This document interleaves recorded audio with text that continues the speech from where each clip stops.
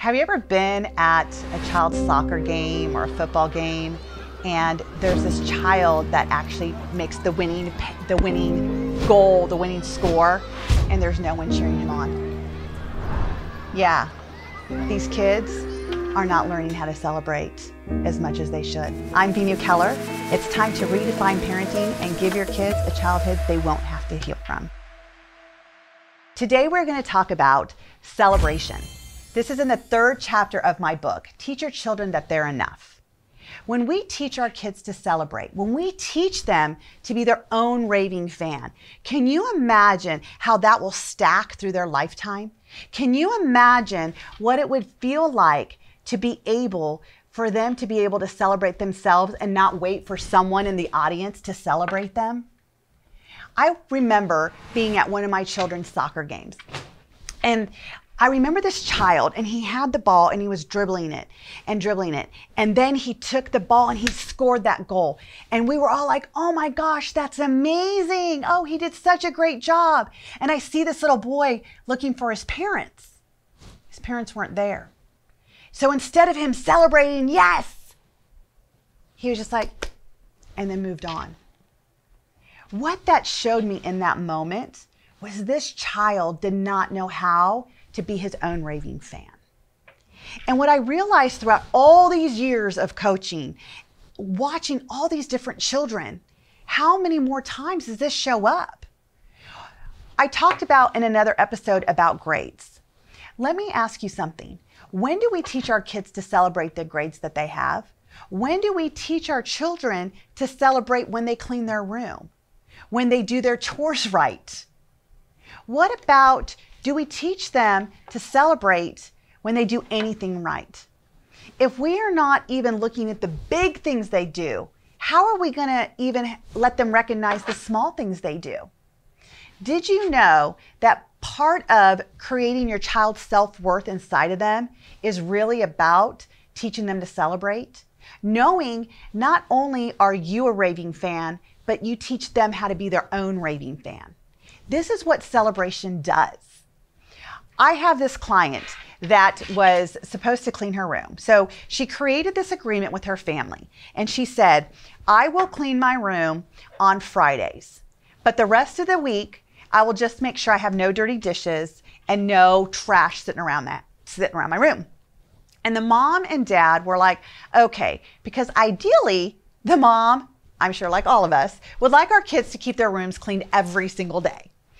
But this child, who's 15 years old, she stated that if I'm going to commit to this, I will commit to every Friday my room being spotless. And I will commit to not having dirty dishes or trash in my room. So I asked her after the first Friday, I said, Lisa, how did that feel? How did it feel on Friday to have your room spotless? And she's like, I don't know. I said, it didn't feel good? She's like, yeah, I guess. I said, well, what did it feel like to know that you kept your commitment, that you wrote that agreement and you actually kept it? And I was like all excited. I was trying to give her my energy. And she was like, well, it's good. I'm glad. Okay. I'm like, she's not giving me anything here. And I'm like really trying to get her to really feel the excitement that I want her to feel. It's in that moment I noticed she doesn't know how to celebrate her wins. She doesn't know. So I told her, I said, we're going to do something new here. Every time you're able to check something off throughout your day, because I've taught her how to organize her day. She has a schedule, and I want her to tick everything off that she does, and I want her to celebrate. And I asked her, I said, so what are you going to do to celebrate? If you do X, Y, and Z today, what are you going to do to celebrate? And she kind of just looked at me like this. I was like, okay, so let's try something different. What if celebration was jumping up and down for 2 seconds? What if celebration was just high-fiving yourself, saying, I did it? What if celebration was just recognizing like, wow, that felt good?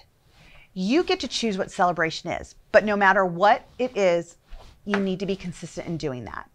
Can you do that? She says, yeah, I think so. So a week goes by and we're coaching again. And so I ask her, I said, it's Friday. Your room looks great. How does it feel? And she's like, it feels so good. I am so excited to have clean sheets. I vacuumed my room. And she goes, look. And she took the camera and she showed me her room and there was vacuum tracks. She goes, doesn't it look nice? I said, it does look nice. It was such a shift in just a week. I said, wow, I really like how you're celebrating yourself. And she goes, I did good. I said, you did do good. What a difference in her language just in a week. So I asked her, I said, so tell me how your week went. And she was like, oh, Miss V, let me tell you. Every day I finished what I had to do. I said yes after every time I finished something. And she goes, there was one day that I did that 5 times. I said, and how did it feel? She says, you know, it's interesting because the other day I was like sitting in my bed. It was like 11 o'clock at night. And I was thinking to myself, how good I felt. How good I felt because I'm doing things that I need to do. Not because my parents want me to. Not because I have that agreement.